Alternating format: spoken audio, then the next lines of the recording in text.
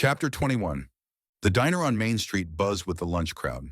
Matt, Joe, and Kat had managed to secure a corner booth, tucked away from the noise. Barbara Carter has built a full-blown cult around her role as Hera, Matt said.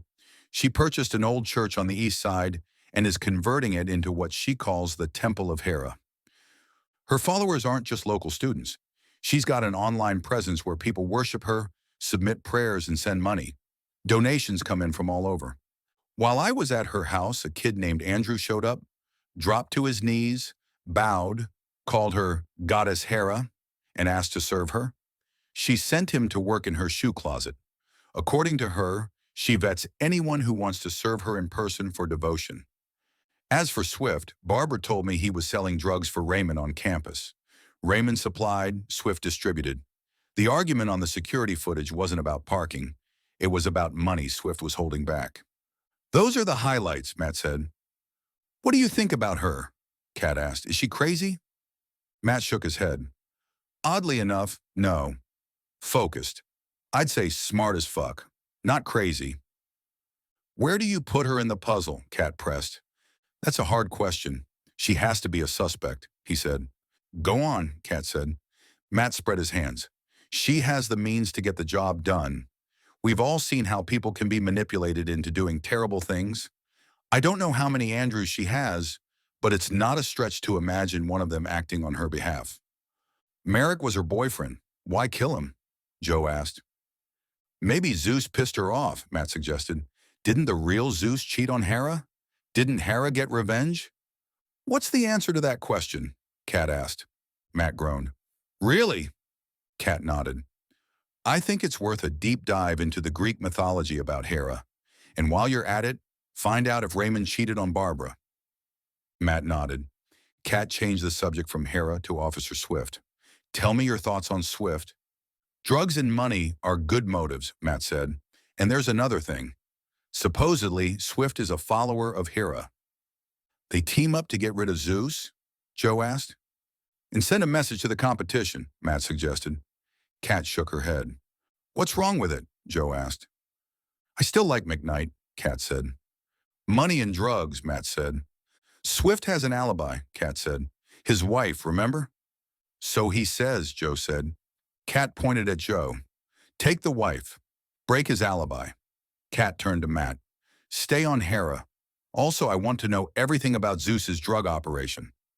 Shouldn't we pass that part back to the ISD police? Matt asked. Kat glared at him. That's a no, he said. She hesitated, then fixed Matt with a stern look. Joe told me about Jen. Matt shot Joe a look. She asked why you were looking tired, Joe said with a slight shrug. She has superior interrogation skills. I was trained at Quantico, Kat said with a hint of a smile before growing serious again. What are you doing to protect yourself? I'm carrying a weapon, Matt said dryly. You always carry a weapon, Kat replied. And I'm good with it too. This isn't a joke, Matt, Kat said. You need to take this seriously. I am, Matt assured her. Dexter Fogg, principal of Vista Ridge High School, lived in the Old East Side in a white two-story renovated wood-frame house. Matt pulled up to the curb, and Fogg emerged from behind a massive crepe myrtle, waving him around back. Fogg was a large black man with an easy smile, but his face showed signs of stress and worry. He shook Matt's hand. I've never met a special agent before, he said and pointed to an open cooler. Beer? I'll take one of those waters, Matt said reluctantly. Fogg grabbed a beer for himself and passed Matt a water bottle. Let's sit in the shade, Fogg suggested, indicating 2 chairs in the shade of the detached garage. Matt noticed a set of construction plans unrolled over a workbench. The stadium? Fogg groaned and shook his head.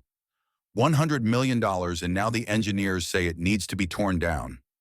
I keep asking how in the world this happened. He spread his hands. I get no answers. The engineers point the finger at the concrete man points the finger at the dirt men, and dirt men point the finger at the engineers. 5,000 years ago, the Egyptians built the pyramids without a single modern tool. We can't build a stadium. There's insurance, isn't there? Matt asked. Oh, sure, eventually, after the bottom feeder lawyers string this out for the next 2 or 3 years. He made a dismissive motion with his hand. You're here about the murders? Matt took a long drink of cold water. What can you tell me about the gods? Fogg stared at his feet. It started as a joke, a group of kids being kids. Then, as things sometimes do, it took root and developed a life of its own. Vista Ridge is a large school.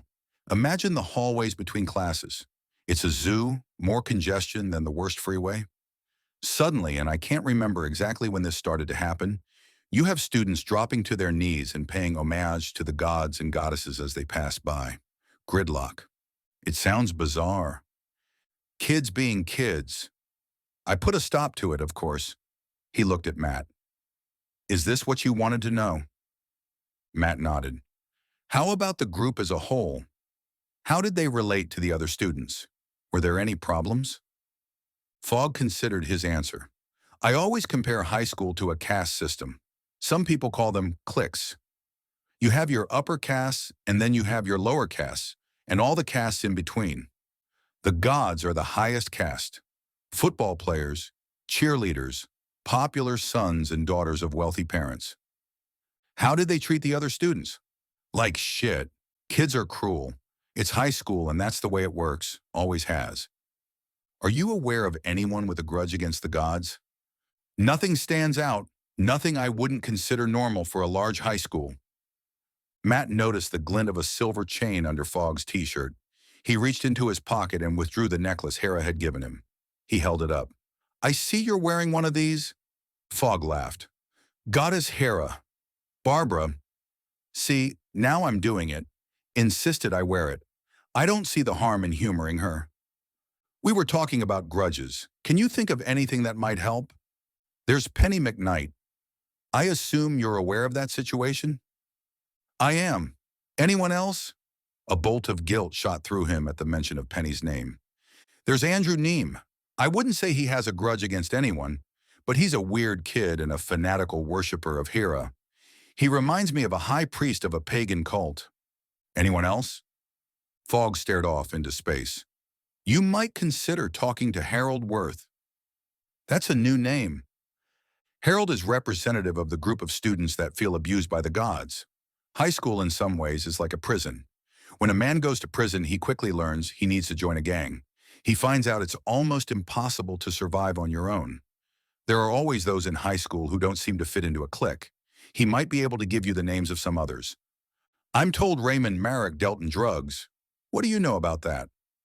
Unfortunately, he's not the only one. That's an ongoing problem in our schools. I've heard rumors, but nothing more. You mentioned Penny McKnight. Any other girls who've had problems with the gods? Fogg remained silent, as if considering whether or not to answer. Finally, he said, Brittany Potter, a former teacher. You might talk to her. What's her story? I don't want to spread rumors. I can, however, give you her current address and phone number.